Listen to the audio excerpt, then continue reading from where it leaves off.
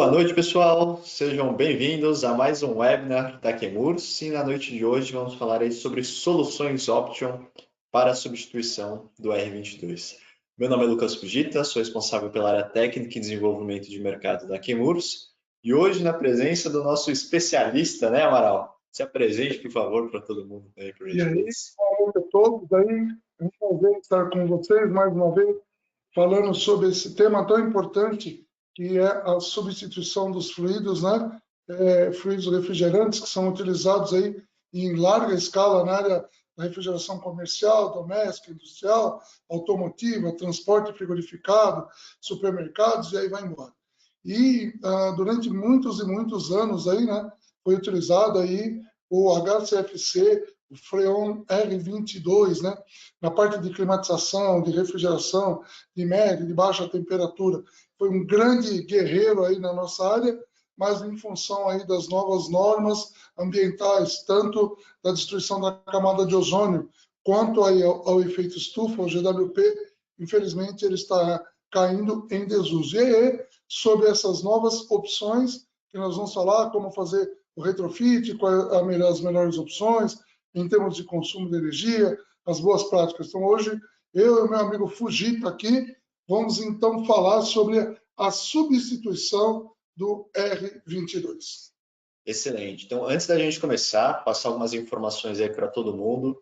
Quem está logado pelo computador ou pelo aplicativo, tem uma aba na parte superior na direita, ou na parte superior na direita, ou na parte inferior na direita, com um ponto de interrogação onde vocês podem mandar as perguntas. Então, é como se fosse um chat.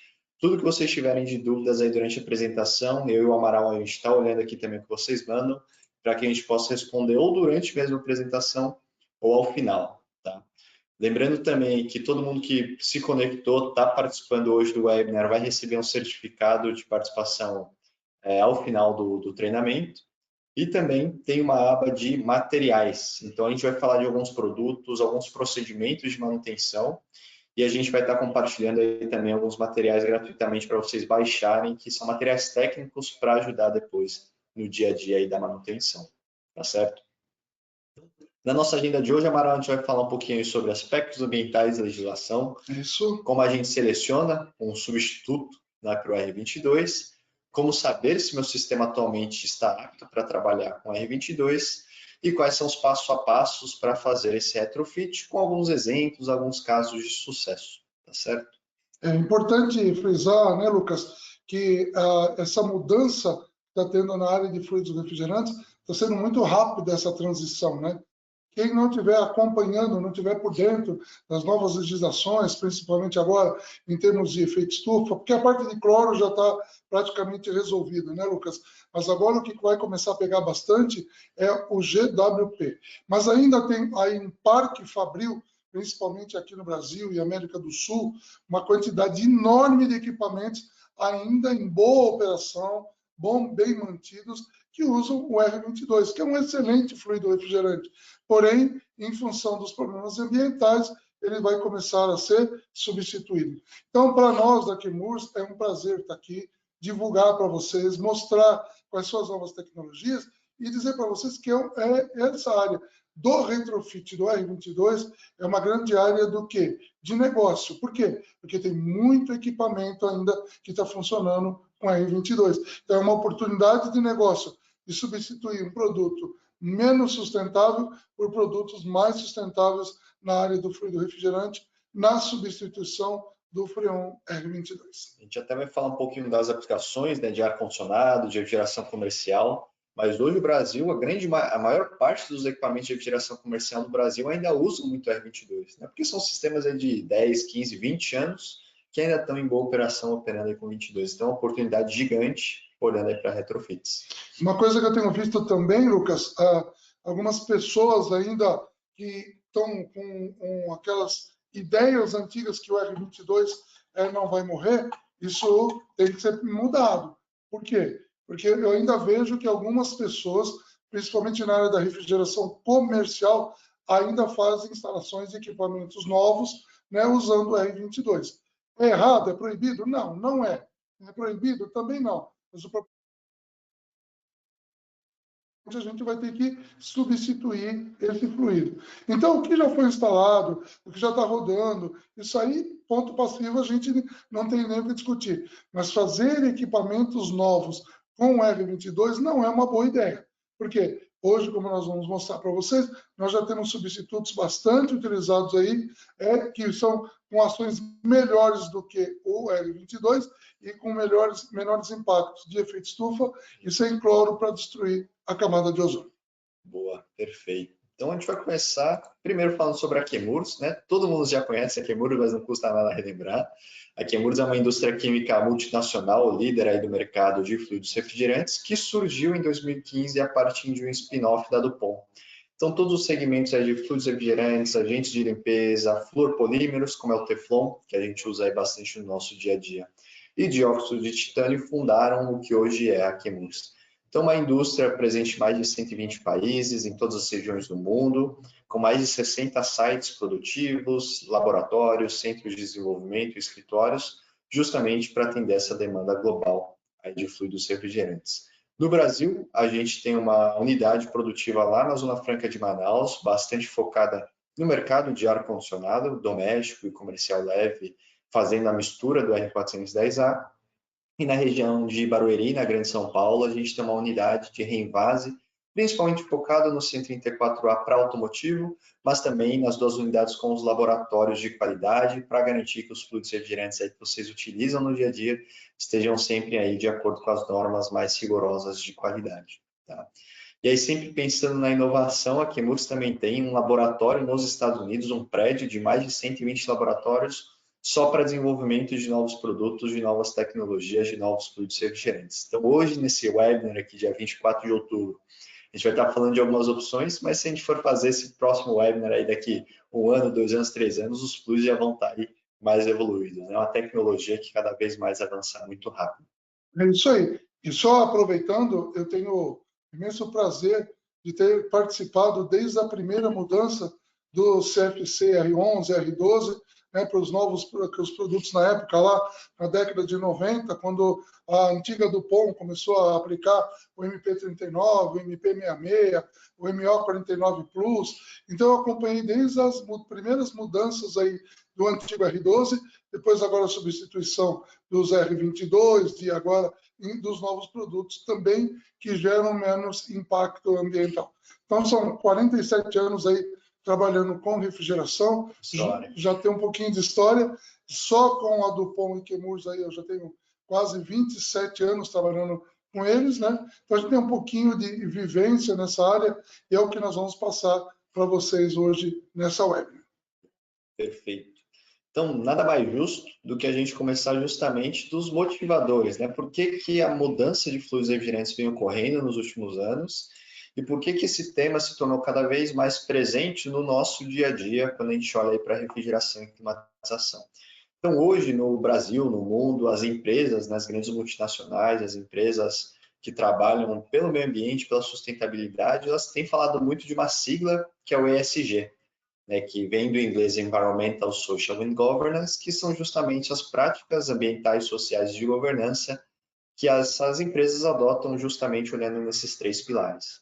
Ao mesmo tempo, essas práticas são relacionadas aos Objetivos de Desenvolvimento Sustentável da ONU, que quando a gente olha para o nosso meio ambiente, para sistemas de refrigeração, a gente vai estar muito falando das ações contra a mudança global do clima. Né, Mara? Não é à toa que a gente vê dias aí muito quentes durante o inverno, chuvas torrenciais que a gente não vivia há muito tempo, e períodos de seca em lugares que deviam estar chovendo nesse período do ano. Então, essas mudanças climáticas vêm ocorrendo e os sistemas de refrigeração, de ar-condicionado, infelizmente, podem ter 2 grandes contribuições, que são as emissões de CO2 equivalentes, que a gente vai comentar um pouquinho por fuga de fluido refrigerante, por má manutenção, mas também pelo consumo de energia. E o consumo de energia, querendo ou não, é um impacto bastante significativo, porque, me responde uma pergunta, Amaral, supermercado desliga o sistema de refrigeração alguma vez por ano? Então, complicadíssimo, né? Supermercados, CDs, a parte de frio alimentar, que é uma grande área de consumo de energia, é 24 horas sobre 24, 365 dias do ano. E hoje, graças a Deus, com as novas tecnologias de válvula de expansão eletrônica, condensadores microcanal, variadores de frequência, fluidos refrigerantes de alta eficiência, gerenciamento aí através de supervisório, a gente conseguiu derrubar bastante o consumo de energia elétrica. Assim também, como com as novas tecnologias, se diminuiu muito também a quantidade de fluido refrigerante instalado. Mas, assim, a parte de frio alimentar é uma parte que não para. É 24 em cima de 24, 365 dias de ano, ligado e consumindo energia. A gente fala no nosso dia a dia aqui, do público geral, né, faz manutenção em supermercado, sistemas de geração comercial, mas no industrial também. Né? Você pega uma indústria, a área de utilidades, às vezes corresponde a 70%, 80% do consumo de energia da fábrica, muito aí relacionado aos sistemas de refrigeração. Então, impacto bastante grande aí quando a gente olha para desempenho para consumo de energia. Na parte de climatização também, a parte de hospitais, que também não para, 24 horas, né, trabalhando ali, também a parte de refrigeração. Hoje nós temos aí as áreas de CPDs, né, sistemas onde você não pode parar e tem que ter controle de umidade, temperatura. Então, a parte de salas limpas, ou seja, a coisa vai longe. Então, o que é importante? Você ter bons equipamentos, bons projetos, bons fluidos refrigerantes e, principalmente, fazer uma boa gestão de manutenção. Porque o fluido refrigerante ele não é o vilão. Se ele estiver trabalhando dentro do sistema, com cloro, sem cloro, ele não é um problema. Aonde ele começa a ser um problema? Olha que ele vaza e vai para a atmosfera. Exatamente. Então, quando a gente olha para essa questão ambiental, né, esses vazamentos, quais são as formas que o mercado, que a indústria tem para justamente reduzir as emissões, né, de fluidos refrigerantes? Então, o primeiro passo que a gente sempre comenta, que é o primeiro R, é justamente o recolhimento. Então, o que é o recolhimento, Amaral? O que as empresas de manutenção, seja de um split pequeno até um sistema de refrigeração industrial, o que ela precisa fazer, né? O que é o recolhimento para evitar que esse fluido vá para a atmosfera, seja uma troca de compressor, de válvula, uma manutenção? Nós tínhamos aqui no Brasil, e ainda temos, aquele pensamento que deu problema, abre a tubulação e joga o fluido fora. Né? Então, isso hoje é um crime ambiental. Então, hoje, nós temos no Brasil, assim como no mundo, as ferramentas ideais para fazer o recolhimento. O recolhimento, muito mais do que ajudar também o meio ambiente, ele também é um processo que também pode gerar uma divisa. Por quê? Porque quando eu recolho um fluido refrigerante, ele está em bom estado, sei lá, o compressor deu um problema mecânico, mas não houve queima, não houve contaminação, você pode retirar aquele fluido e envasar ele em sistemas, em cilindros especiais para recolhimento, como esse que está na foto aí, ó, com recolhedoras, né?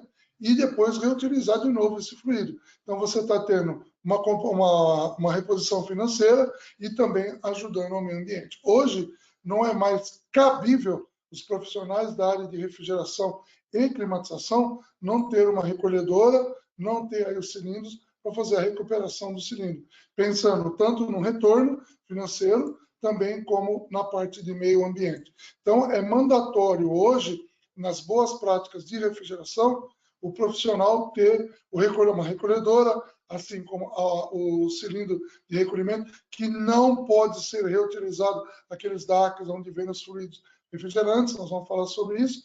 E também é importante, né, na utilização das boas práticas, balança, sistemas de bomba de duplo estágio, vacuômetro, e aí vai embora. Mas o passo de recolher o fluido refrigerante, independente se tem cloro ou não tem, se tem um alto nível de efeito estufa ou baixo nível de efeito estufa, tem que ser recolhido pensando no meio ambiente. Aqui o Lucas falou, o negócio está ficando tudo louco. Né? No Amazonas, lá, que é a maior floresta do mundo, que não deveria chover e manter os rios no nível lá, caramba, está secando, não tem nem como andar de canoa. Olha que loucura. E no Rio Grande do Sul, né, está inundando, chovendo, acabando com tudo lá. Então, é muito importante a gente ter consciência que cada um de nós precisamos estar atuando de uma forma bem concisa para ajudar o meio ambiente. Né? Então, a parte do recolhimento do fluido refrigerante é extremamente importante. Certo, Lucas? Exatamente. E o segundo passo, né, que é pouco conhecido, né, no nosso dia a dia da refrigeração comercial, industrial, do ar-condicionado comercial e doméstico, é a reciclagem. Então, o que é a reciclagem? É a retirada do fluido refrigerante do seu sistema, utilizando uma recicladora. Ela passa por alguns filtros de óleo, de ácidos, de umidade, e esse fluido refrigerante ele volta obrigatoriamente para o mesmo equipamento. Então, apesar de não ser muito comum nesses sistemas maiores, é muito presente no nosso dia a dia do automotivo. Então, oficinas aí de manutenção de veículos de passeio, de tratores, de caminhões, ônibus de grande porte, fazem justamente o uso de recicladora, porque você retira o fluido refrigerante, faz a manutenção que você precisa, de quebra, essa recicladora ainda reduz um pouco dos contaminantes e aí você consegue reaproveitar esse fluido refrigerante. Então, além de ser uma boa prática para o meio ambiente, também é uma boa prática econômica, né? Você não precisa utilizar um fluido refrigerante virgem novo para aquele mesmo equipamento que estava em boas condições. Isso sem contar, né, Lucas, que a parte da automotiva, a quantidade de fluido é bem menor. Então, é bem tranquilo de fazer isso. Na parte comercial e industrial, nós estamos falando de volumes muito grandes. Mas, assim, existem equipamentos para recolhimento e regeneração de fluidos de qualquer quantidade. Então, isso não é um problema. Então, é importante o quê? Fazer a sua regeneração quando possível e aí evitar essa emissão para o meio ambiente. E é justamente a regeneração a terceira maneira da gente evitar essas emissões. Então, um exemplo muito clássico é quando a gente tem um parque instalado, por exemplo, de 10 supermercados que hoje trabalham com R22 e eu vou instalar um sistema novo, vou fazer um retrofit, vou tirar aquele R22, mas ainda tem outras lojas com R22. E esse R22 está bom. Então, o que eu posso fazer? Eu recolho esse fluido refrigerante e envio para uma central de regeneração que é homologada pelo Ministério do Meio Ambiente, pelo IBAMA, que justamente vai regenerar esse R22, esse fluido refrigerante, para as condições originais, de acordo com a ARE 700, vai emitir um certificado e ele vai ter a mesma qualidade, o mesmo desempenho, a mesma performance que um fluido virgem. E aí você pode reutilizar esse R22 em outras máquinas, em outros sistemas, que porventura você ainda utilize o R22. Então, outra maneira aí de estar reaproveitando, de manter o ciclo de vida do fluido refrigerante sem enviar ele para a atmosfera. Ô, Lucas, aí eu até tenho uma condição boa de dizer o seguinte, que quem não se adaptar a essas novas condições de aplicação dos novos fluidos, da reciclagem, do recolhimento, da regeneração, muito em breve ele vai estar fora do mercado. Porque cada vez mais as indústrias, as empresas não querem associar a sua marca a problemas com o meio ambiente. Então, as empresas que prestam serviço para as grandes empresas multinacionais e brasileiras vão ser obrigados a fazer esse trabalho. Por quê? Porque ninguém mais quer associar a sua marca a um problema gerado de meio ambiente. E o quarto R, né, a quarta forma de fazer uma redução de emissão de fluidos refrigerantes é justamente o que a gente vai comentar hoje. São os retrofits e sistemas novos. Então, nos retrofits, a gente vai estar olhando aí para fluidos refrigerantes que não degradem a camada de ozônio e tenham um potencial de aquecimento global menor, não GWP mais baixo, mas também que tragam uma excelente eficiência energética, que seja um produto aí que vai manter a eficiência do seu sistema ou até melhorar, dependendo do caso aí, do retrofit do fluido escolhido. Então, a escolha do fluido refrigerante também é muito importante quando a gente faz esse retrofit. Não faz sentido a gente colocar um fluido lá no lugar que seja ambientalmente pior do que o fluido que eu estou utilizando hoje. Você tem que sempre estar melhorando.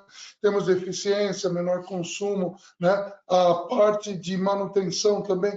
Quando que eu faço o retrofit? Nós vamos falar isso. Na hora que tem uma manutenção, por exemplo, quebrou um compressor ou teve um problema de vazamento de fluido, aí é a hora de você poder mostrar para o seu cliente que você já está dentro das boas práticas de refrigeração e mostrar para ele quanto isso está sendo importante também em relação ao meio ambiente. Então, em paralelo, nessa questão de ESG, de redução de emissões, a gente tem justamente as regulamentações internacionais. Então, hoje existem dois tratados internacionais que regem a utilização de fluidos refrigerantes, que são o Protocolo de Montreal e a Emenda de Kigali.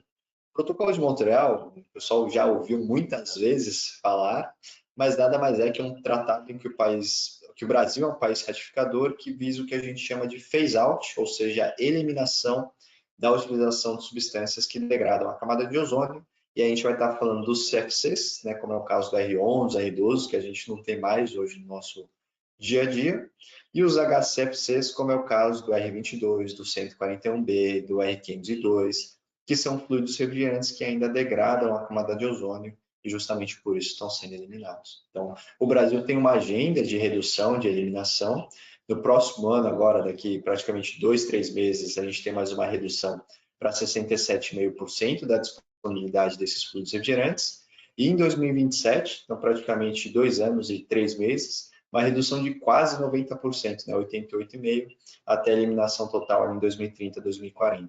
Então, nesse gap de anos entre 2024, que a gente está hoje, até o final de 2026, quem tem muito sistema de R22 precisa se programar para fazer essas atualizações, essas substituições, porque a partir de 2027, com essa redução de quase 90%, a disponibilidade de R22 no mercado cai significativamente e o preço, consequentemente, com certeza vai subir, a lei da oferta, né? E aí isso é um problema. Então, o que é importante? Você que faz manutenção, você que é gestor de empresa, eu tenho um parque meu ainda com bastante R22, é importante já começar a pensar na substituição do fluido, ou se o equipamento estiver muito depreciado, na substituição do equipamento. Por quê? Porque, como o Lucas falou, nós estamos com menos de 3 anos aí, nós vamos ter uma redução bárbara da importação. Por quê? Porque aqui no Brasil e na América do Sul quase a gente não fabrica esses fluidos. Então ele vem lá dos Estados Unidos, vem do México, vem da China, né? E aí eles estão sendo barrados a sua importação. Isso não é QMURS, isso aí é um protocolo de Montreal que o Brasil ratificou lá há muito tempo atrás. E até não faz sentido a gente criar sistemas novos com esses fluidos refrigerantes, né? Porque eu vou criar um sistema novo hoje, um supermercado, uma câmara fria, com R22, que daqui 2 anos a gente não vai ter mais o fluido no mercado, e aí eu já vou ter que substituir um sistema que está praticamente novo, né? Está ainda 0 km praticamente. Com certeza. Aí, todas as dicas que eu e o Lucas vamos passar para vocês hoje devem ser muito bem observadas, porque vai ser um monte de informação que você pode passar para o seu cliente final, falando para ele, ó, a gente viu isso, tem essa condição, o tempo está ficando curto, então é extremamente importante observar tudo isso que nós estamos falando agora. E, ao mesmo tempo, né, do Protocolo de Montreal, a gente tem o que a gente chama de Emenda de Kigali, que o Brasil ratificou no final de 2022, comecinho de 2023, que justamente vai reduzir a utilização dos fluidos refrigerantes que têm alto GWP, que têm alto potencial de aquecimento global. E aí a gente vai estar falando dos hidrofluorocarbonos, então 404, 507, 134A, 410, que são os fluidos hoje mais utilizados no nosso dia a dia, não é, Amaral? Isso, as pessoas confundem muito. Ah, mas o 134, 404, 407, ele é ambientalmente o quê? É na parte de cloro, porque eles são HFCs, hidrofluorocarbono. Eles não têm cloro, isso realmente já foi resolvido. Mas esses produtos têm um alto índice de GWP. Então, o que aconteceu com o phase-out do cloro em relação ao CFC, HCFC, vai começar também agora, pelo adendo de protocolo de Montreal, protocolo de Kigali, que nós vamos ver também que vai ter os seus phase-outs. Ah, mas não tem cloro, 134 não tem cloro, 410 não tem cloro, mas tem alto índice de efeito estufa. Então, esses produtos também vão ter as suas datas já pré-definidas para fazer a sua eliminação e a redução de aplicação. Importante comentar que para HFCs, né, a gente vai começar a ter essas reduções a partir de 2029, então 10%, 30% em 2035, 50% em 2040, até essa redução máxima de 80%, 85% em 2045. Então vai ter um residual ali de produto, mas muito pouco para atender o mercado. Então é muito importante que quem já está planejando não só substituir o 22, mas substituir também o 404, um 507, um 134, que conheça também as alternativas que hoje estão disponíveis no mercado, que a gente vai comentar um pouquinho no dia de hoje. Importante dizer o seguinte, quem sai na frente bebe água limpa. Então, existe aí toda uma oportunidade de negócios em relação à retrofit e à substituição de fluidos refrigerantes. É isso aí, Lucas. Isso aí. Então, Amaral, conta pra gente, já que você tem bastante história aí na refrigeração, Amaral, conta um pouquinho pra gente aí como que foi essa evolução dos fluidos refrigerantes até a gente chegar na solução que existe para hoje no mercado aí de ar-condicionado e refrigeração. Pois é, pessoal que encontra comigo aí nos treinamentos, nos cursos aí de refrigeração, fala que eu sou o dinossauro. Falou, cara, o cara tem 47 anos de refrigeração. Graças a Deus, né? Graças a Deus a gente trabalhou todos esses anos, eu nunca mudei de área, sempre foi na refrigeração, climatização, dando os treinamentos. Então, assim, né? Na era industrial, que nós tivemos lá na década de 1800, lá, a gente começou a usar a parte de refrigeração, porque sempre o ser humano pensou e teve que utilizar a parte de controle de temperatura. Então, lá na década de 1800, 1920, o que era usado? Produtos químicos como cloreto de metila, amônia, CO2, esses caras eram muito bons, eram utilizados, mas qual era o problema deles? Eram tóxicos, inflamáveis, enfim, era um problema muito sério. Aí, a partir de 1930, a antiga DuPont lançou um dos primeiros fluidos refrigerantes que não eram tóxicos nem inflamável, que é o fluido CFC, o Freon R12. Por quê? Porque os refrigeradores domésticos começaram a ser vendidos em grande escala, só que tinham um problema que os produtos que eram usados como fluido refrigerante nos refrigeradores, se tinha um vazamento, como usava amoníaco, amônia, cloreto de metila, eram extremamente tóxicos. Então, a partir de 1930, a DuPont lançou então o primeiro Freon R12, que não tinha problema, não tem problema nenhum em termos de toxicidade, é extremamente eficiente, né? Era um produto bastante simples e largou aí na frente em termos de fluidos refrigerantes para aplicação na área doméstica. Aí, a partir de 1950, começou então a evolução, aí nós começamos a utilizar o HCFC, hidrogênio, cloro, fluorcarbono, como o antigo CFC, que é o R12, cloro, fluorcarbono, todos à base da fluorita, né? E o R22, ele tinha uma condição de cloro menor do que o R12 e bastante aplicado também na parte de baixa temperatura, média temperatura e climatização. Só que qual era o pepino desses caras? O antigo R12, né, além do cloro, ele também tinha um problema de alto índice de efeito estufa. Mas quando a gente começou a eliminar os fluidos com a base de cloro, nem se falava tanto na parte de efeito estufa. Mas agora esse é um tema bem presente. Por quê? Vocês vão ver que a gente já eliminou praticamente o problema de cloro. Aí, a partir de 1990, nós começamos a produzir em função do Protocolo de Montreal, do cloro destruindo a camada de ozônio, e o Brasil foi signatário do Protocolo de Montreal, então começamos a utilizar HFC, hidrofluorcarbono, os produtos que já não tinham mais cloro na sua composição, como 404, 407, 410, 134A. Então, no quesito cloro, a gente resolveu o problema. Só que agora nós temos um outro pepino. Qual que é o pepino? O efeito estufa. Então, a gente começou a trabalhar com outros tipos de materiais, né? A gente começou a trabalhar também com CO2, com amônia. Oh, mas a amônia não é tóxica, é inflamável? É. Mas, de novo, o problema não é o fluido. O problema é quando ele vaza, por um problema de manutenção, um projeto mal feito ou um acidente. Então, os produtos ainda usados em grande escala, em grande capacidade, frigoríficos, industriais, se usa muito amônia, mas tem todo um corpo técnico preparado para fazer e atuar se tiver qualquer emergência.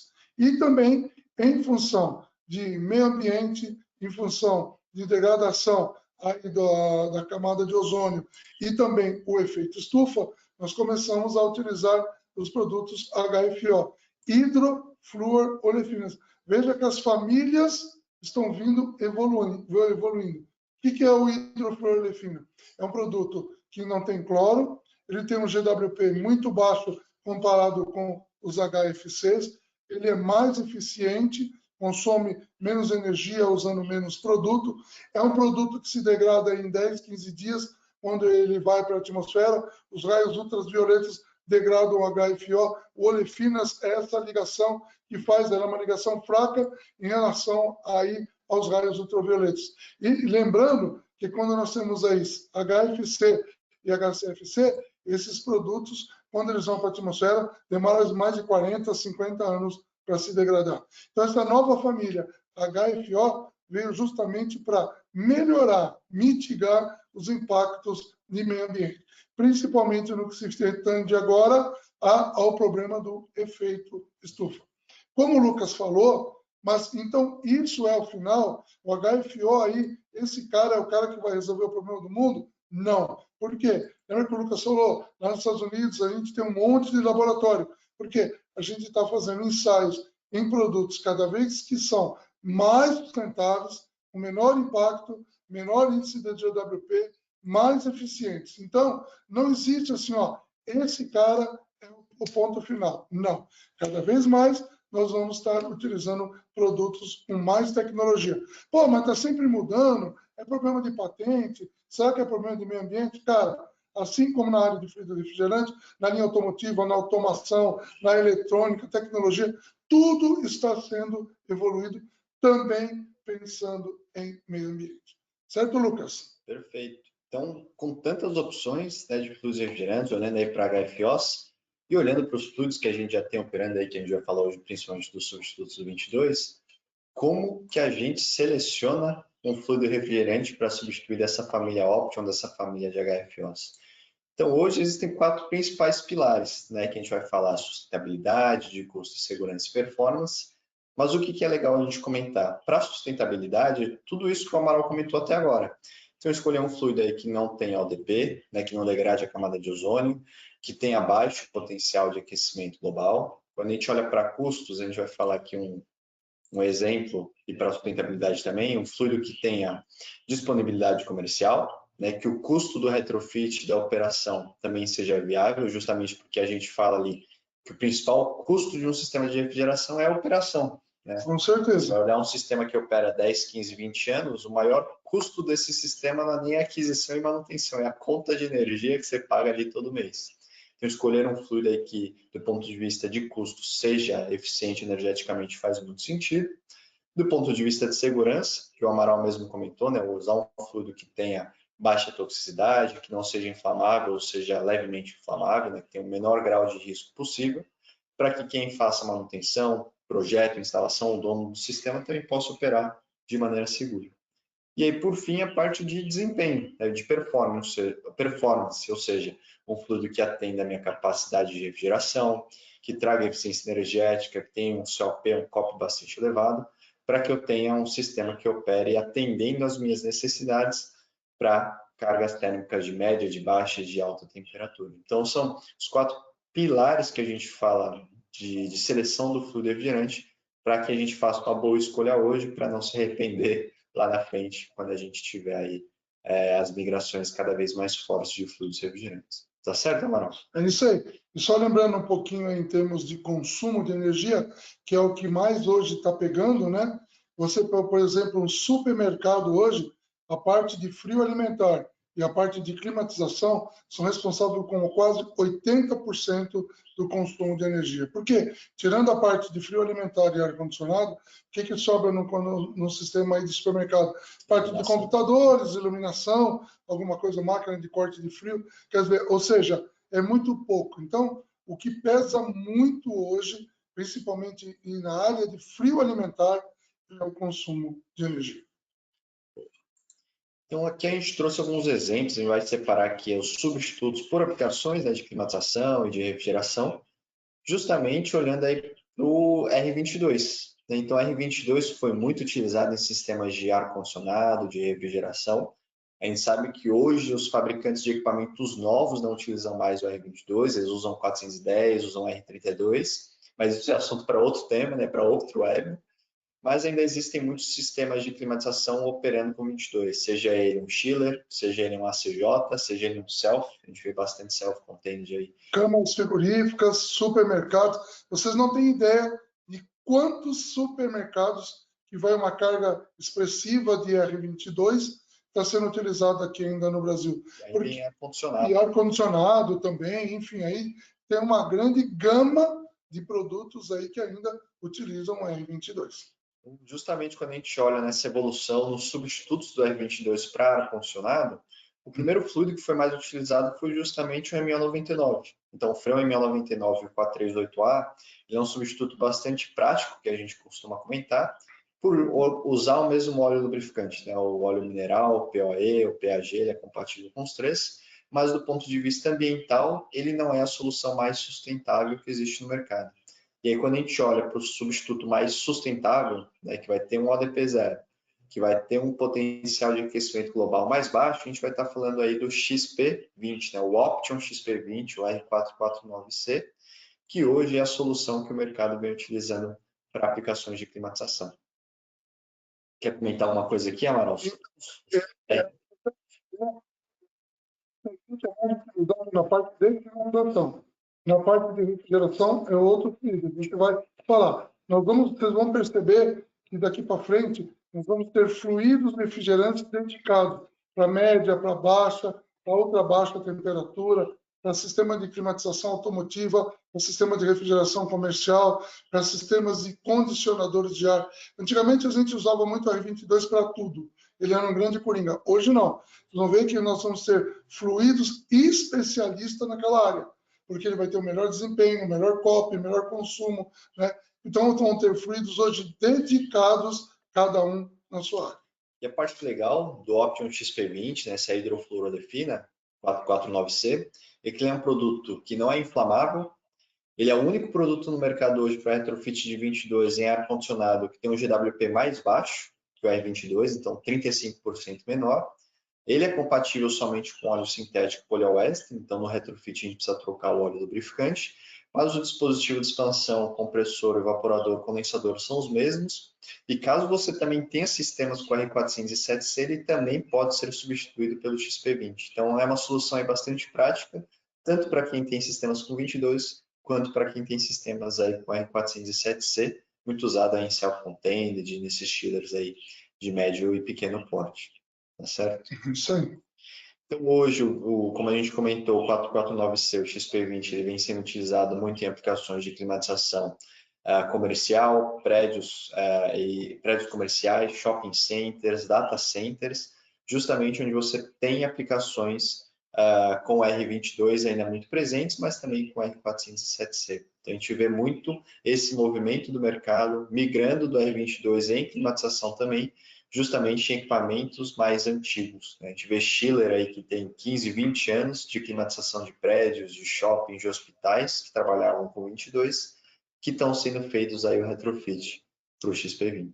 É importante lembrar, que depois nós vamos comentar sobre isso, que os equipamentos que têm uma boa conservação e têm uma boa vida útil, então o mais barato é fazer a substituição do fluido refrigerante. Como o Lucas falou, né, o phase-out do R22 está batendo já na nossa porta aí. Então a gente já tem que começar a se preparar para que a gente tenha essa substituição e que essa substituição não seja tão bruta. Então eu possa vir devagar fazendo a substituição, porque os custos também ficam grandes se você fazer substituição tudo de uma vez, né?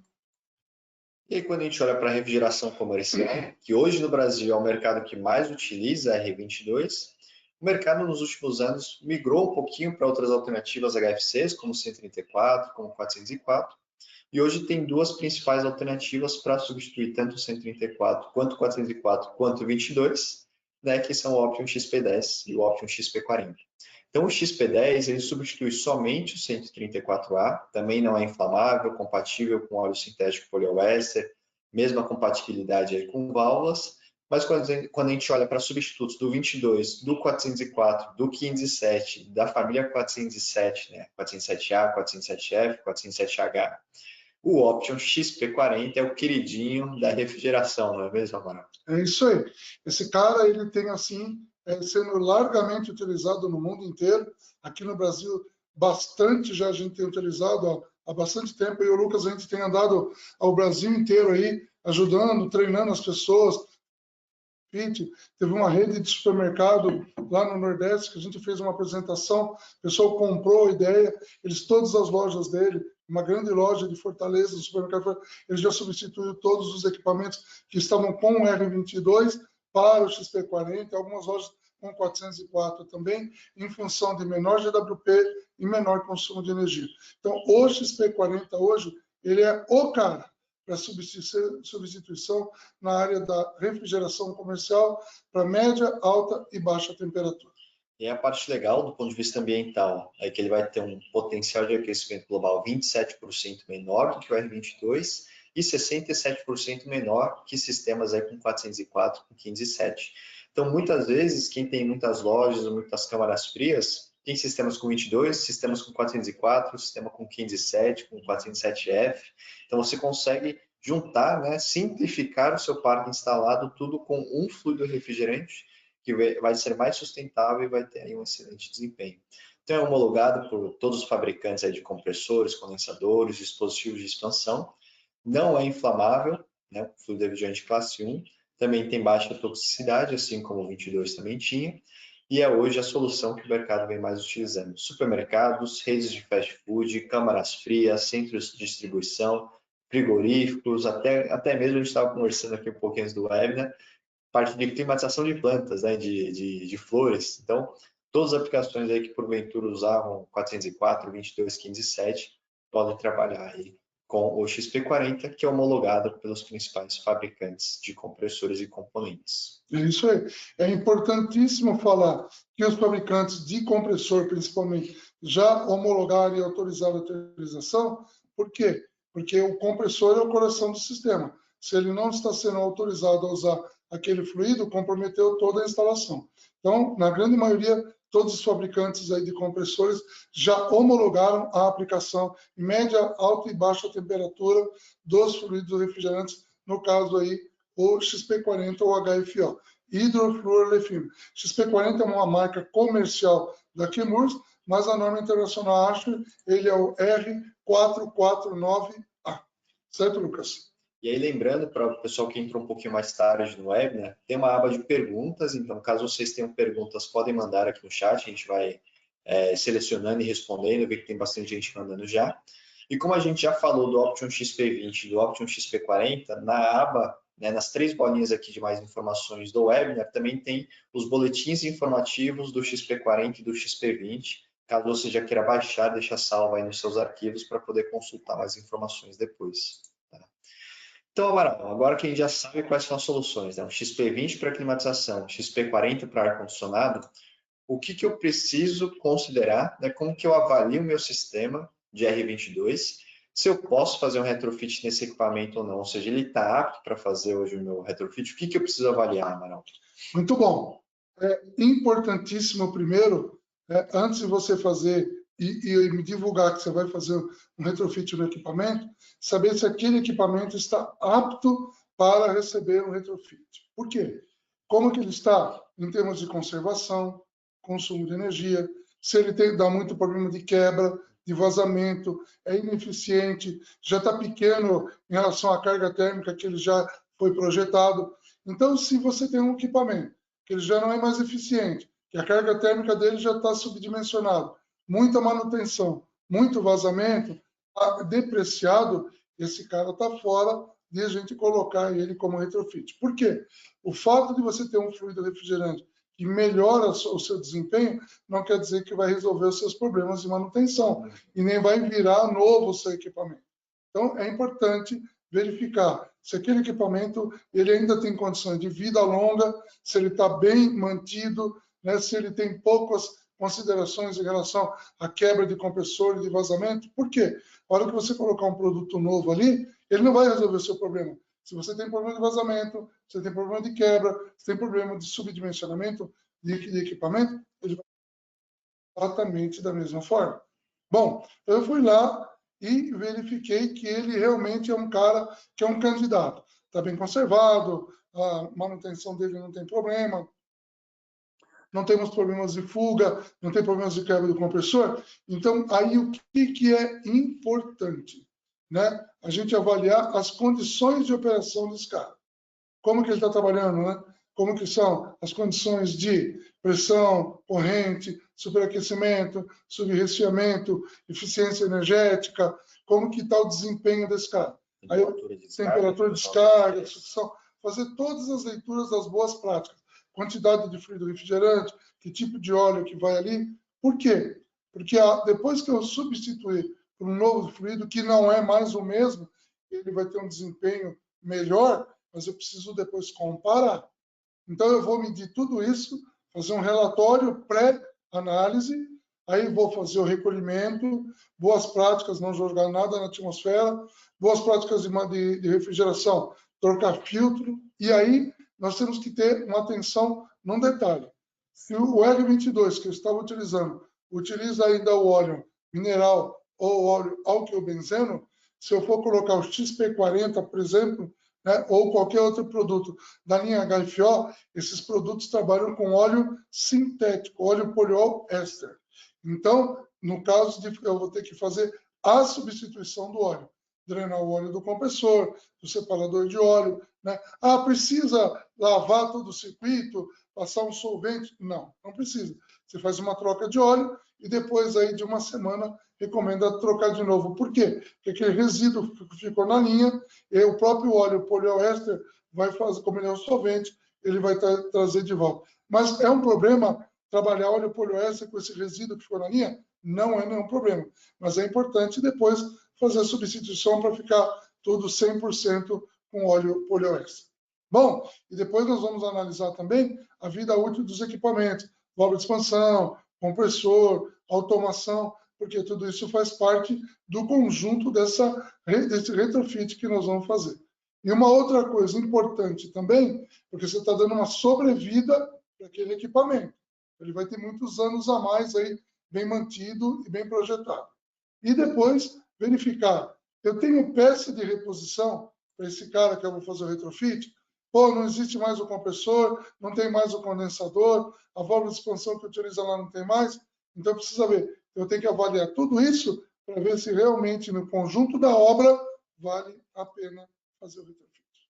Uma coisa que a gente sempre fala, né? Não faz sentido você fazer um retrofit no equipamento que está ruim hoje trabalhando com a R22, né? Trocar o fluido não resolve os seus problemas de manutenção prévios. Então, tem um sistema rodando redondinho primeiro com 22, antes de você fazer qualquer retrofit para qualquer tipo de fluido refrigerante. Isso aí.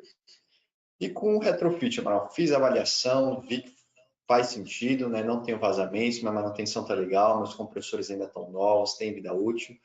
Quais são os benefícios que eu vou ter utilizando um fluido refrigerante novo, né, mais sustentável no meu sistema de geração ou de ar-condicionado? Então, primeiro, você vai prolongar a vida desse cara e não vai ter um investimento inicial grande. Por quê? Porque você já tem um equipamento. Então, a única coisa que você vai trocar é o fluido refrigerante. Então, isso é legal. Você vai aumentar a vida útil desse equipamento. Depois, redução do investimento. E vai ter aí um valor bem significativo que eu não vou ter que gastar com equipamento novo.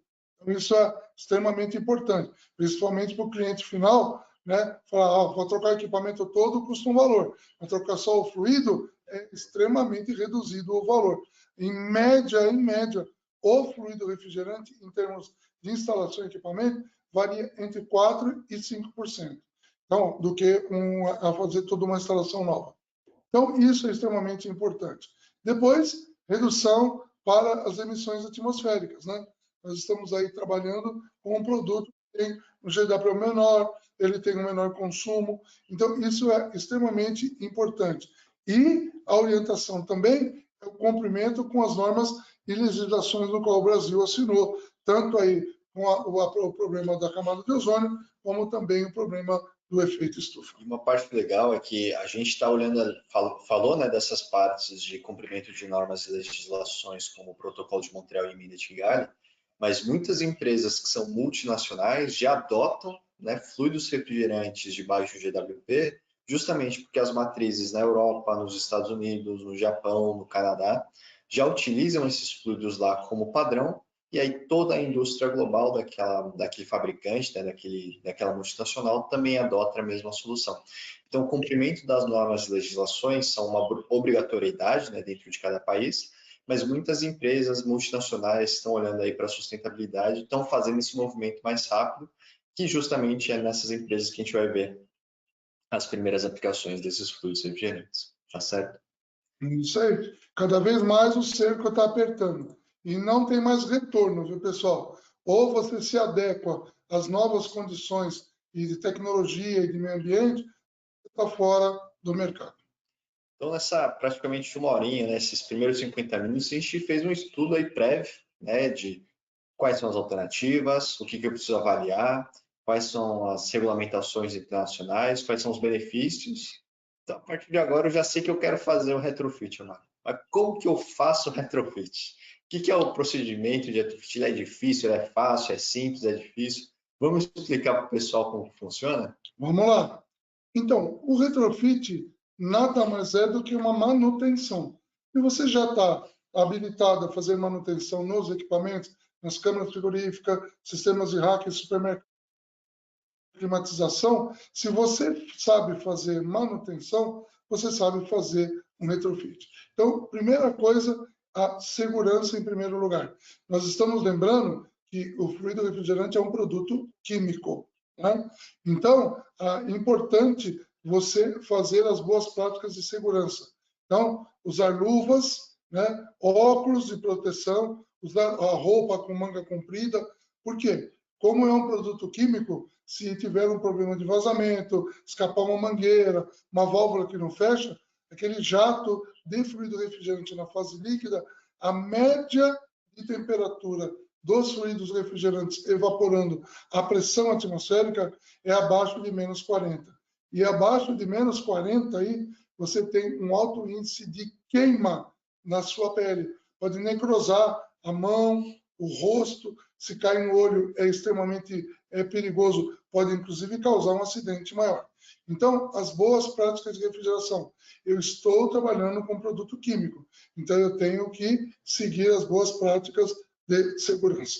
Certo, Lucas? Perfeito. E aí a gente sempre fala, né? A gente quer sair de manhã para trabalhar e voltar da mesma maneira que a gente saiu. Então, a segurança para qualquer manutenção que seja uma troca de válvula, uma troca de óleo, um retrofit, uma instalação de uma máquina nova, tem que ser prioridade de segurança em todas as atividades que a gente estiver olhando aí para manutenção. É isso aí. Então, nos preparativos da manutenção, Amaral, quais são as ferramentas que eu preciso e se elas são diferentes das ferramentas que eu já tenho no meu dia a dia ali no porta-mala da minha van, que a gente faz manutenção aí no dia. Sua Mercedes importada, mecânico de refrigeração técnico, ganha muito dinheiro, então ele vai trabalhar de Mercedes, né? Então, pessoal, as ferramentas que você usa no seu dia a dia para manutenção são as mesmas ferramentas que nós vamos utilizar para fazer manutenção. Então, são os manômetros, seja analógico ou digital, detectores de vazamento, EPI, isso é extremamente importante, independente se for retrofit ou não, o novo fluido refrigerante que você vai utilizar, bomba de vácuo de duplo estágio, balança para fazer a carga em massa, né? A relação, a régua, relação pressão-temperatura, isso é extremamente importante, por quê? Porque cada fluido refrigerante, aí na sua pressão, tem uma temperatura de saturação, tanto para evaporação como para condensação.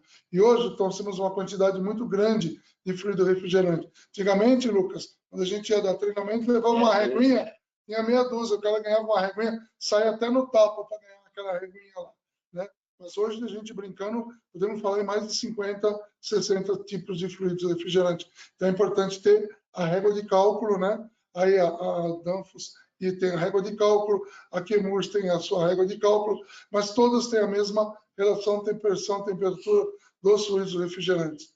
Os termômetros, né, de sensores para fazer a medição de superaquecimento, subresfriamento, e importantíssimo também os cilindros e a recolhedora para fazer a recuperação desse sistema.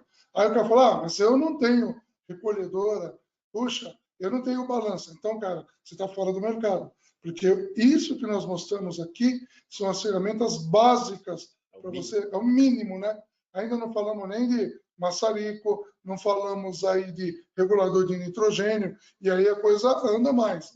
Então, mas isso aí é o mínimo que o bom profissional tem que ter para executar o retrofit. Ou seja, se ele já é um bom profissional, já trabalhar com a refrigeração, não precisa nem falar quais são as ferramentas. Essas ferramentas ele já tem e utiliza. Igual a gente fala, é igual um cirurgião médico não ter um bisturi para fazer uma cirurgia. Então, tem que ter as ferramentas corretas, porque a ferramenta, além de facilitar a execução da atividade, você garante que você faz da maneira correta e de uma maneira segura.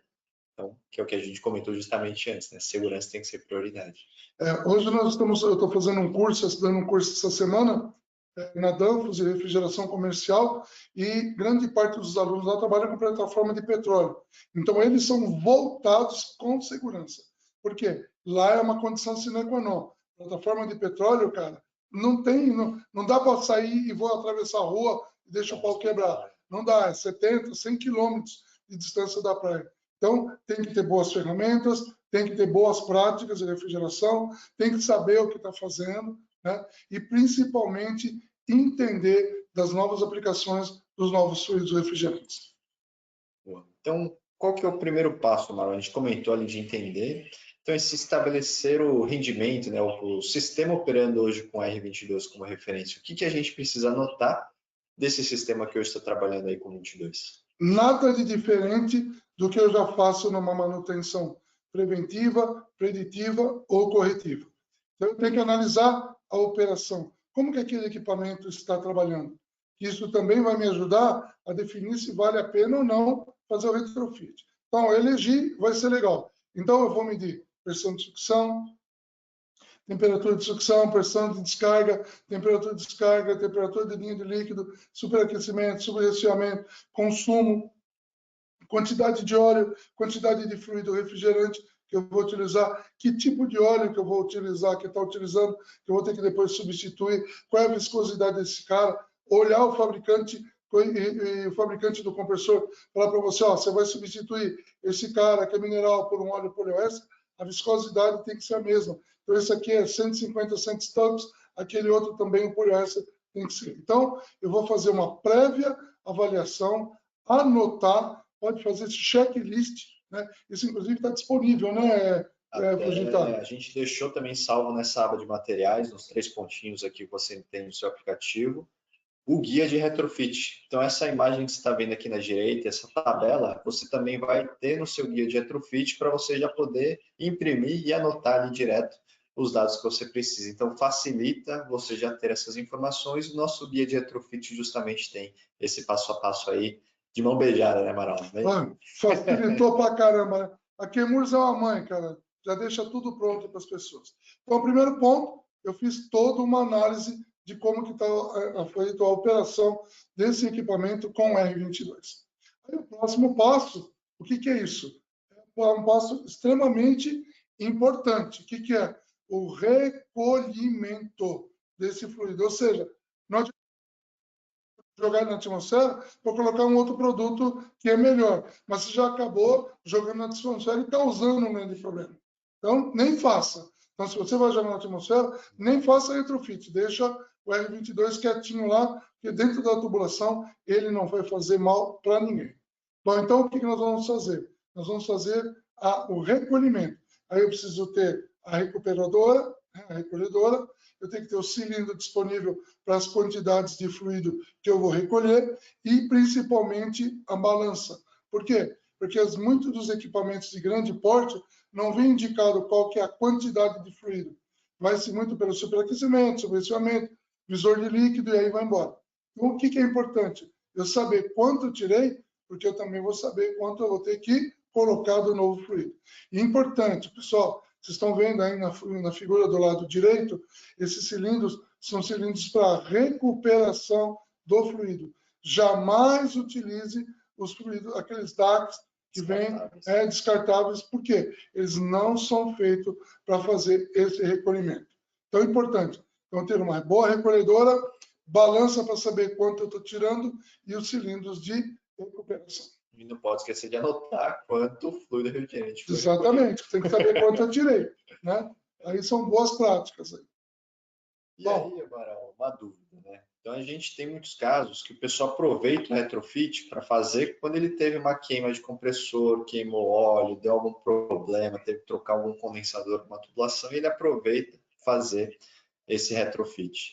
Então, quando que eu preciso fazer uma limpeza no meu sistema para poder trocar o óleo, quando eu não preciso nessa etapa aí, quando a gente tira o óleo mineral e põe o óleo sintético? Bom, se o seu equipamento está funcionando perfeitamente, é só trocar o óleo, fazer aquela substituição e depois aí de uns 15, 20 dias por segurança também, trocar o óleo, porque aquele resíduo de óleo mineral ficou na linha, o óleo poliéster, ele é um solvente, vai ajudar a trazer de volta.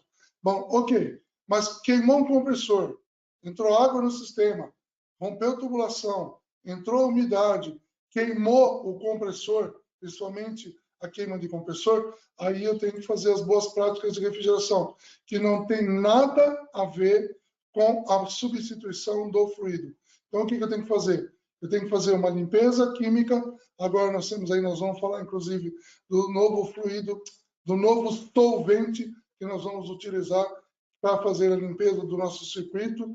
Trocas de filtros secadores antiácidos, tanto na linha de líquido como na linha de sucção. A diálise do meu circuito, que quando você tem uma queima de compressor, todo o teu circuito fica ácido, principalmente o óleo. Então, a gente vai fazer uma limpeza química com quem? Com o SF Flush, né? Que é um produto que ele utiliza um solvente novo para fazer a manutenção. Aí, ó, o Lucas está passando aí um videozinho. O SF Flush ele já vem num DAC de 4,5 quilos, e uma dica legal, ele já vem pressurizado com nitrogênio. Então, você não precisa ficar levando nitrogênio para fazer a pressurização.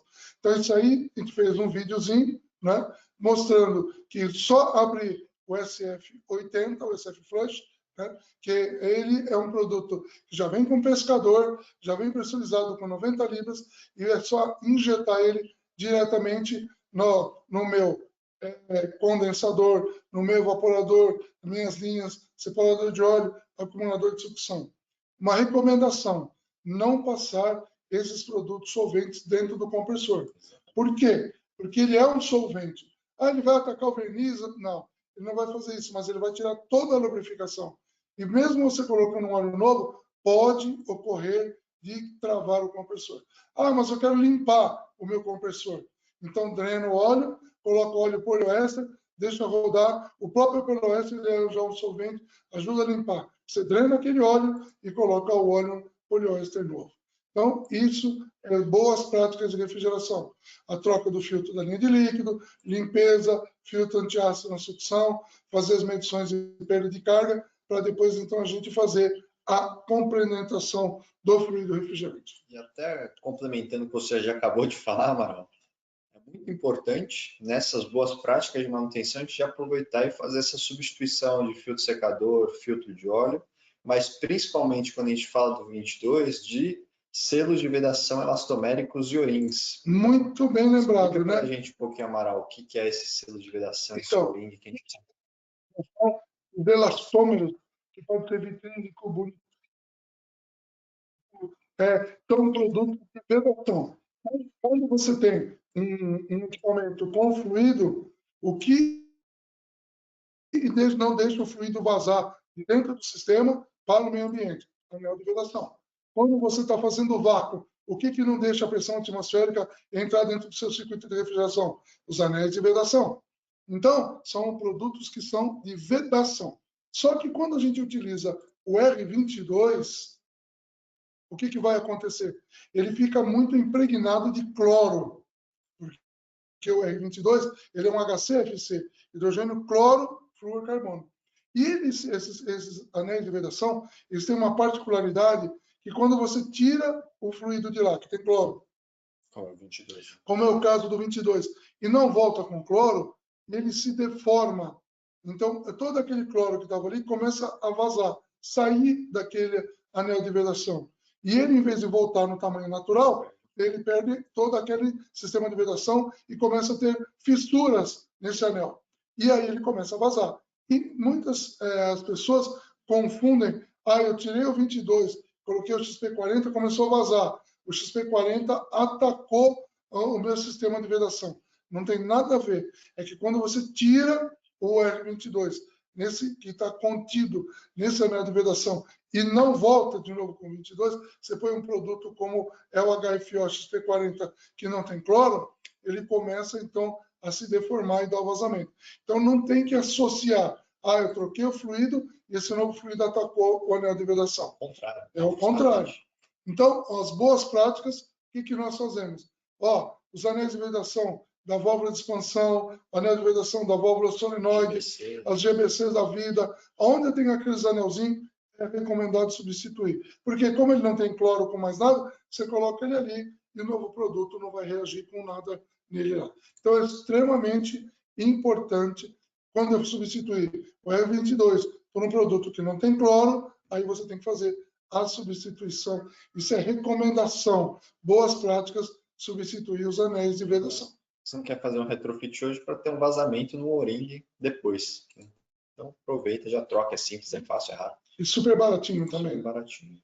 Isso aí. E o vácuo, Amaral, como que a gente faz aí, então, um vácuo no meu sistema? Quais são as pressões que eu preciso chegar, o tipo de bomba? Por que o vácuo é importante para eu fazer antes de uma carga de fluido refrigerante do meu equipamento? Muito bom. Dentro do meu circuito de refrigeração, eu só tenho que ter duas coisas: fluido e óleo. O demais, hidrogênio, nitrogênio, umidade, água, nada disso eu posso ter, porque ele vai prejudicar muito o meu equipamento. Vai aumentar as pressões de descarga, vai carbonizar o óleo, vai gerar ácidos clorídricos e fluorídricos, dependendo se tem cloro ou não, e flúor. Então, gera ácidos potentíssimos que vão destruir o meu sistema. Então, nas boas práticas, nós usamos a física ao nosso favor. O que é isso? Eu uso vácuo, uma bomba de vácuo de duplo estágio. É bom a gente aqui afirmar que o ideal para a refrigeração é usar bombas de duplo estágio. Elas são mais eficientes, mais rápidas para fazer o vácuo. E a gente fazer a análise do vácuo com vacuômetro. E o mais importante, usar o vacuômetro no ponto mais longe da bomba de vácuo. Por quê? Porque abaixo de 500 micras, o que eu tenho? Eu tenho já total desidratação, toda a umidade, todo o nitrogênio, o azoto que estava ali dentro, já foi retirado. Então, não adianta fazer vácuo, mesmo com uma bomba de duplo estágio, e colocar o vacuômetro muito próximo. Por quê? Ele pode estar tendo interferência da leitura da bomba de vácuo. Então, faço a bomba de vácuo aqui no meu sistema, no meu compressor, aqui no meu, e coloca, se possível, o meu vacuômetro, pode ser analógico ou digital, no mais longe possível, lá no meu evaporador. Porque se lá naquela distância ele já deu as 500 micras ou menos, eu já desidratei todo o meu sistema, ele está medindo exatamente o que está acontecendo no meu circuito de refrigeração. A desidratação, a descontaminação do meu sistema por vácuo com bombas de duplo estágio é fundamental para a vida tanto do fluido como do meu compressor. Porque tudo que acontece de errado no circuito de refrigeração, quem vai pagar o pato é sempre o compressor. No dia da manutenção do retrofit, é muito legal também ter um kit reserva ali do óleo da bomba de vácuo. Por quê? Quem faz o vácuo ali na bomba é justamente o óleo que está ali dentro. Então, as bombas de vácuo, os fabricantes geralmente recomendam a troca do óleo da bomba a cada mais ou menos 20 horas de operação. Mas a gente sabe que ninguém fica ali cronometrando, né, hora a hora de operação da bomba de vácuo.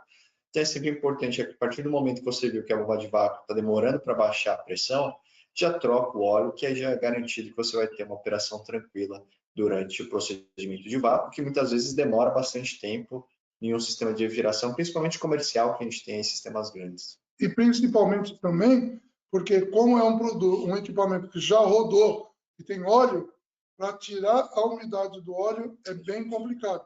Então, quando você faz uma instalação nova, o tempo de rebaixamento para fazer o vácuo é bem menor, porque eu não tenho aquele óleo que circulou, só tenho o óleo do compressor. Mas quando toda a sua parede, do condensador, do evaporador, da linha de líquido, sucção, separador de óleo, acumulador de sucção, está impregnado por óleo, provavelmente ali também pode ter umidade, contaminantes. Então, quando a gente tem um equipamento que já rodou, que é antigo, que ele já tem óleo, então o óleo novo da bomba de vácuo vai mitigar bastante para você não ficar tendo tempos prolongados para atingir aos 500 micros de vácuo no sistema. E isso é muito importante também, porque muitas vezes você precisa daquele sistema rodando o mais rápido possível. Então, demorar ali o dobro do tempo que você demoraria para fazer o vácuo é prejudicial, né? E a carga do fluido refrigerante, Amaral? Esses fluidos, o Option XP40 e o XP20, como que eu faço a carga desse fluido? Então, tudo que começa com 4 e 5 são misturas zeotrópicas ou azeotrópicas. No caso do XP40, é uma mistura zeotrópica. Ou seja, ele tem 3, 4 fluidos ali dentro, perdão, XP são 3, né? 3 fluidos refrigerantes que fazem a sua... São 4. Porque ele é um blend, é uma mistura de 4 fluidos refrigerantes. Cada fluido tem um comportamento em relação a uma determinada pressão. Então, na parte líquida, eles todos estão na mesma proporção. Então, aquela letra, por exemplo, XP40, que é o 449A, o A maiúsculo, é a proporção desses 4 fluidos. Um é 20%, outro é 30%, outro é 25%. E essa proporção é essa letra maiúscula. Então, para garantir que a proporção correta do fluido, que é o XP40, o 449A, 404, 407, 410, é garantido para entrar a proporção correta da mistura, nós temos que fazer na fase líquida. Então, normalmente, a gente recomenda a quebra de vácuo. O circuito atingiu a 500 micras, não tem vazamento, não tem umidade, quebrar o vácuo pela linha de líquido, pela descarga, pelo tanque de líquido, porque ali está preparado para receber o fluido refrigerante na fase líquida. Por quê? Porque misturas, família 400 e 500, tem que ser feita a carga na fase líquida. No caso dos DACs, nossos DACs, tem que virar de ponta cabeça, porque não tem o pescador. Então, quando você vira de ponta cabeça, todo o fluido, que é a mistura que está na fase líquida, vai sair primeiro na proporção correta daquela mistura, daquele fluido refrigerante. Então, é muito importante, acho que até um comentário adicional ali na parte da carga, justamente a carga do fluido refrigerante, você precisa olhar a referência que você tinha do que você recolheu do R22. Exatamente. Então, a gente sempre recomenda, quando você for fazer a carga, começar com 80% da carga original, da carga recolhida, e fazer o final da carga de acordo com a partida do equipamento e os ajustes aí de superaquecimento e subresfriamento, não é mesmo, Alan? Muito bem lembrado, Lucas. Por quê? Eu não sei como que esse fluido vai reagir. É um fluido novo que vai substituir, mas não é o mesmo. Não são as mesmas pressões. Então, eu tenho que colocar o seguinte, é melhor colocar um pouco menos. E se precisar ajustar e adicionar, do que você colocar mais e depois ter que tirar. Então, o que eu faço? Coloco aí uns 80% da carga, que você já pesou e mediu quando você tirou a R22, e põe o sistema em marcha. E aí eu vou medir corrente, superaquecimento, subresfriamento, consumo, eficiência, ver se todo o meu evaporador está preenchido, né? E aí, se precisar, eu vou adicionando gradativamente essa quantidade a mais. E o que é importante? Depois que você colocou o fluido, que você carregou, anotar qual que é a quantidade que foi adicionada desse novo fluido refrigerante. Porque amanhã uma outra empresa, uma outra pessoa, um outro funcionário vai lá fazer a manutenção, ele tem que saber que aquele fluido que está ali é o fluido XP40, tem que adesivar, tem que identificar e também colocar a quantidade correta daquilo que a gente está colocando de fluido refrigerante. Então, por quê? Recentemente, nós tivemos um problema que o cara, por desconhecimento, o equipamento estava com XP40 e o cara viu que era tudo com 404, olhou a válvula de expansão, porque a válvula de expansão do 404 é a mesma do XP40, e ele adicionou 404 junto com o XP40. Então, para evitar esse problema, e aí o que virou lá dentro? Virou um samba do crioulo doido, porque tem XP40 com 404. Então, agora eles vão ter que pensar que eles vão ter que provavelmente retirar aquele XP40 misturado com o 404. Por quê? Porque a gente não sabe o que está ali. Quais são as pressões, quanto está evaporando, quanto está condensando. É importante identificar o equipamento que estava sendo utilizado com o fluido que você está colocando. É o XP40, qual outro fluido tem que identificar e mostrar também a quantidade de fluido que você colocou. E lembrar também de identificar o óleo lubrificante, Sim, que vai ser o novo ali com o sintético poliéster. Então, depois de todas essas atividades físicas, né, em campo, é importante a gente registrar esses parâmetros, não é mesmo, Arnaldo? Isso, porque você tem que estar registrado tudo que você fez. Agora que você fez o retrofit, você é pai da criança. Então, tem que estar tudo anotado. Pressão, temperatura, superaquecimento, subresfriamento, que tipo de óleo, corrente elétrica, consumo, quantidade de fluido, né? A data que foi feito o retrofit. Por quê? Essas informações vão ser uma base segura que amanhã ou depois você pode conferir para fazer as manutenções preventivas e preditivas do sistema e até mesmo a manutenção corretiva. Então, não parece ser tão complicado assim quando a gente achava, né? Então, na verdade, o retrofit é justamente um procedimento padrão de manutenção.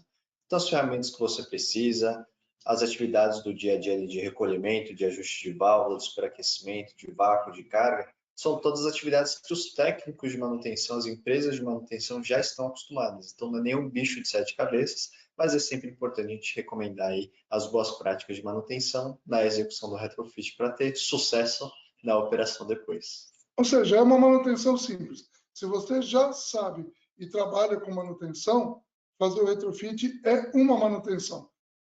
Não é um retrofit. Estamos substituindo o fluido, mas é uma manutenção igual você fazer uma troca de compressor, eliminar o vazamento, trocar os filtros, fazer limpeza do circuito.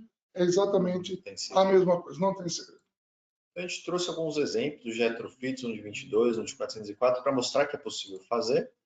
Justamente um para aplicação em chillers. Então aqui a gente fez um retrofit de R22 para o Optium XP20, o 449 sem aplicações de chillers, em que o cliente tinha ali um sistema que usava o 22 para climatização de painéis elétricos, né, climatização da parte de data center, onde foi reduzido não somente o impacto ambiental, né, 35%, mas além disso, pelas boas práticas de manutenção, execução de um ajuste de set point bem feito, o uso ali de um fluido refrigerante de bom desempenho, mas principalmente da questão da manutenção do sistema, também teve uma redução no consumo de energia aí de 153 kWh para 130, praticamente de 10%, aí, vamos dizer, de redução do consumo de energia.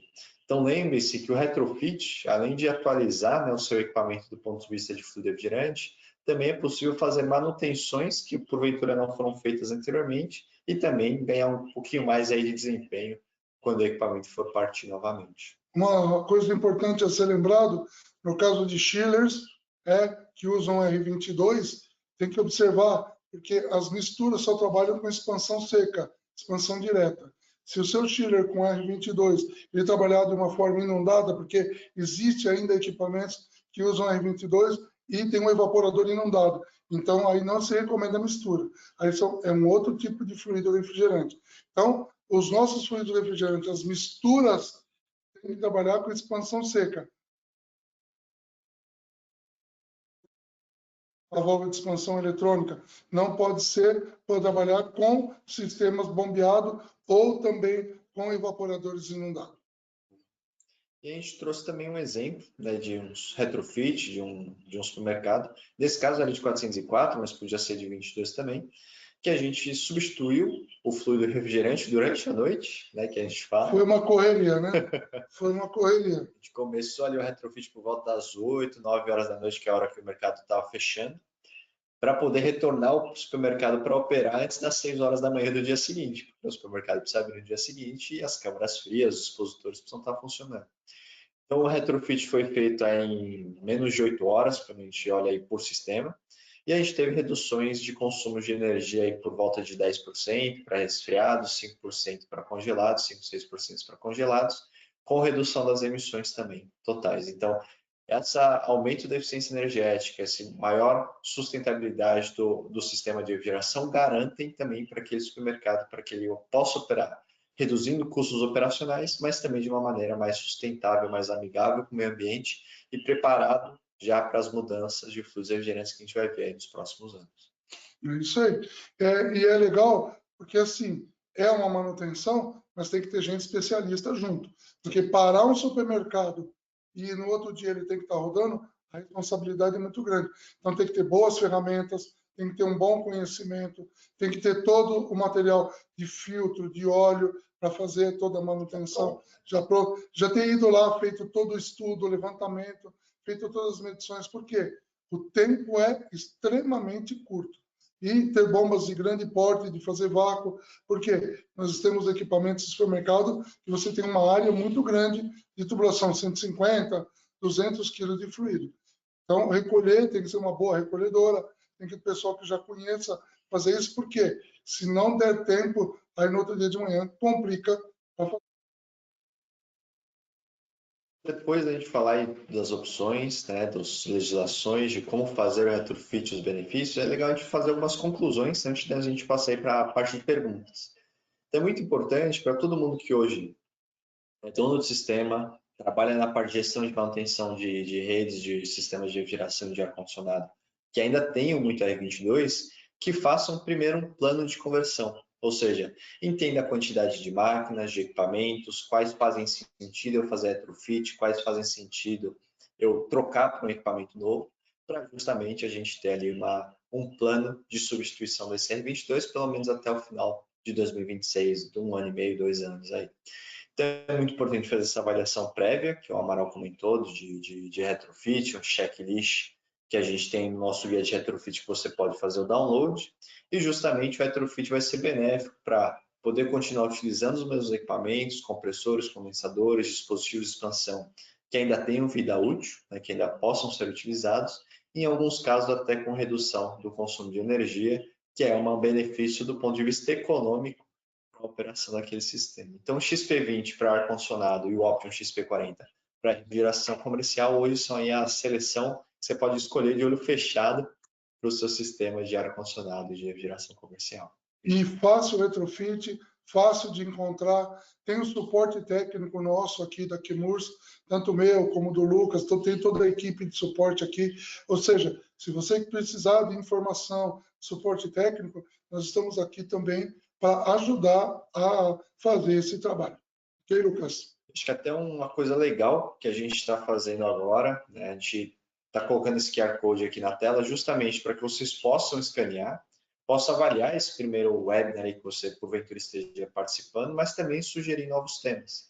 Muitas vezes tem muitas empresas aí que têm uma grande quantidade de técnicos, uma rede de supermercados, de sistemas de refrigeração industrial, que às vezes quer falar aí sobre um fluido refrigerante específico, a gente pode fazer um treinamento aí para vocês também. E lembrando que no QR Code também peço para vocês escanearem, tem a opção também de você colocar ali que quer fazer um projeto com a gente. Então, às vezes você tem um sistema de refrigeração hoje com R22 e gostaria de um suporte meu e do Amaral para avaliação prévia, para entender se aquele equipamento pode ser feito retrofit, vocês podem preencher também nesse QR Code para que a gente possa auxiliar vocês nessas migrações. Muito bom. E aí, também importante via QR Code, vocês podem, puxa, eu gostaria que você falasse sobre, sei lá, substituição do 404 ou aplicação do 1234YF na linha de transporte frigorificado. Então, porque a nossa área é muito abrangente. Então, eu gostaria de ouvir esse tema, quero fazer retrofit, falar sobre os novos fluidos, né? Eu preciso na minha empresa aqui fazer um trabalho junto com vocês, como que a gente pode fazer um treinamento, aí é só ver o QR Code, a gente vai ajudar vocês no dia a dia. Boa, perfeito. Então, esses últimos 7 minutinhos aí que a gente tem até mais ou menos 8h30, vamos para as perguntas, né? As dúvidas aqui do pessoal. Então, lembrando que ainda não mandou as dúvidas e está pelo celular ou pelo aplicativo do GoToWebinar no computador, tem uma aba ali com um pontinho de interrogação, um espaçozinho ali onde você pode ter um chat de perguntas, em que você manda as perguntas e a gente vai lendo aqui e vai olhando. Tá certo? Ô, Lucas, e quem participou desse treinamento aqui vai ter um certificado? Vai receber um certificado de participação, então todo mundo aí que está online, se conectou no webinar, vai receber um certificado automático por e-mail de participação do nosso webinar aí na noite de hoje de retrofit de R22. Então vamos para as perguntas, né? Tem uma primeira pergunta aqui que o Adriano enviou, é justamente nessa parte de custos, né? Então, quando a gente olha para os fluidos que hoje tem disponíveis no mercado, né, os produtos industriais como amônia, CO2, propano e os HFOs como XP40, XP20, como é essa questão de custo quando a gente olha para a substituição dos fluidos refrigerantes atuais? Né? Então, o importante hoje é lembrar vocês que a parte de fluido refrigerante é mais ou menos 5% do investimento. Então, quando você faz uma análise e você pode fazer um retrofit, aquele equipamento ele foi exatamente apropriado para fazer o retrofit, o custo inicial de substituição do fluido refrigerante versus um equipamento novo é muito, muito reduzido. O payback dele é muito curto. Então, vale a pena, sim, fazer um retrofit do equipamento. Né? Mas lembrando, tem que estar em bom estado. Lembra de tudo que eu e o Lucas falamos. Por quê? Porque se você tem problema e vai colocar um fluido bom no equipamento ruim, você vai continuar com o mesmo problema. Outra dúvida que acho que o pessoal comenta muito dessa parte de custos é os fluidos que hoje a gente tem utilizado, como o R22, o 404, até mesmo o 141B, que era usado muito para limpeza, por essa redução de disponibilidade no mercado, os custos desses fluidos tendem a subir também por conta da disponibilidade. Então é muito importante quem faz esse planejamento de manutenção, de custos, de obras, ter isso em mente também, porque fazer um sistema hoje, né, novo com R22 não faz sentido nem do ponto de vista ambiental, do ponto de vista econômico, do ponto de vista de desempenho, justamente porque já existem soluções melhores, mais sustentáveis e disponíveis aí em longo prazo também.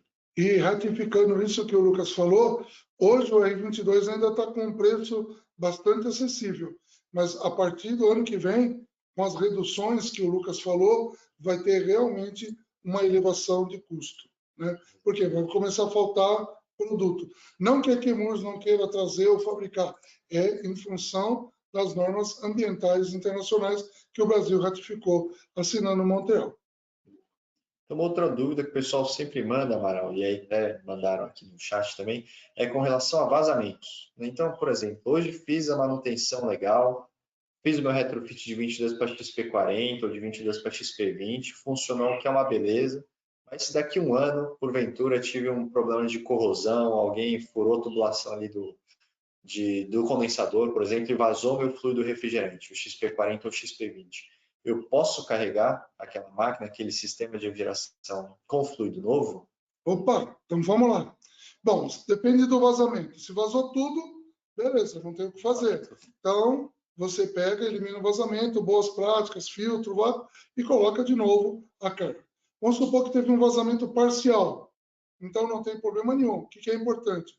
Saber quanto vazou e repor. Os fluidos refrigerantes, as misturas, eles aceitam fazer essa reposição. Perde eficiência? Raríssimo. Não vejo, nunca tivemos um problema de reclamação, porque quando você colocou e manteve as boas práticas e completou a carga que vazou, de novo, por massa, medindo corrente, superaquecimento, subrecheamento, não tem problema nenhum. Agora, existe aí no mercado aí um mito, mas é uma mistura. Se vazar, quem que vai vazar? Não pode completar. Não existe isso. Ou eu vou estar na fase líquida, ou eu vou estar na fase de vapor. Agora, uma recomendação. Se você tiver o cilindro, o DAC, da mistura, você fez um trabalho, colocou ele em pé lá e não fechou, e começou a vazar por ali, aí não é bom aconselhar utilizar.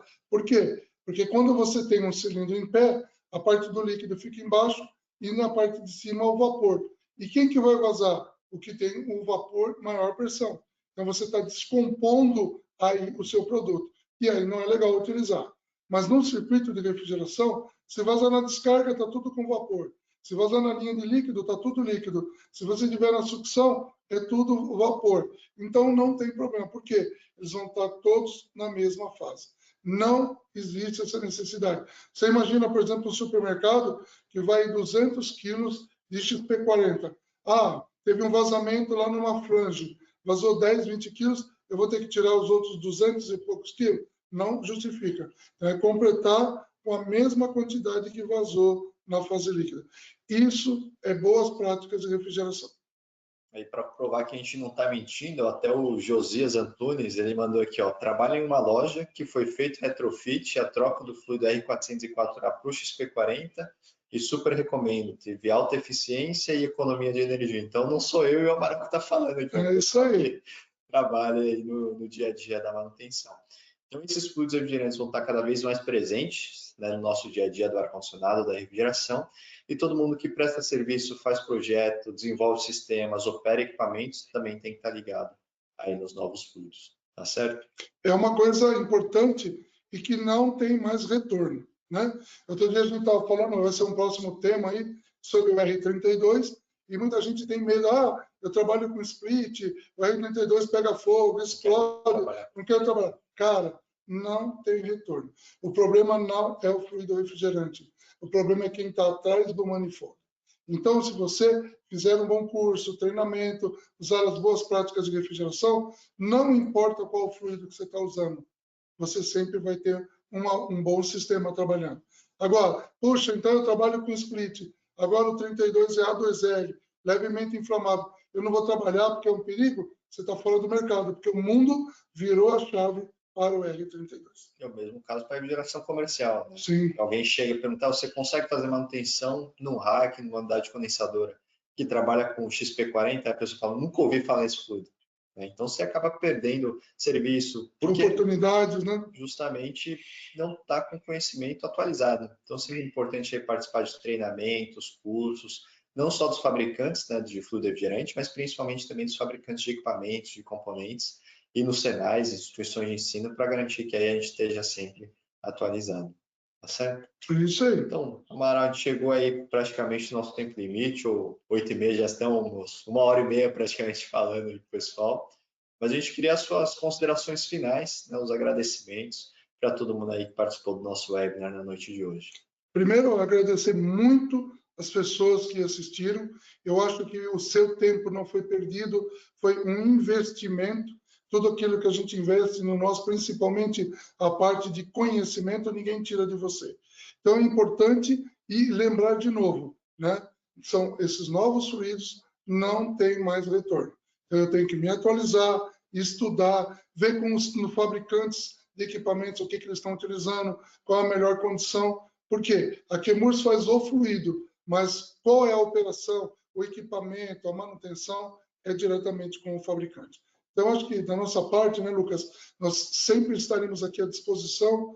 A gente faz isso porque a gente gosta também e passando essas informações para vocês no nosso dia a dia aí, tá?